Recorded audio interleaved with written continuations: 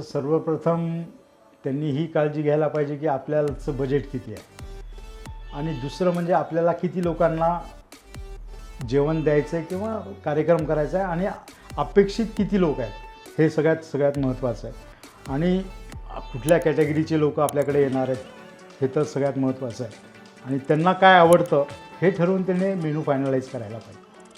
तुम्ही केटरवर विश्वास ठेवूनच कार्यक्रमाला गेलं पाहिजे किंवा ठरवायला गेलं पाहिजे.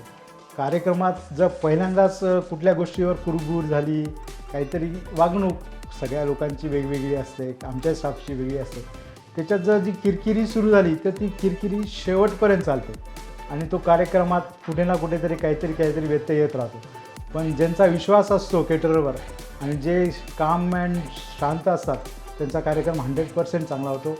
शुभविवाहाची गुरुकिल्ली TSTS आपलं चॅनल, थोडं साधं थोडं सोपं.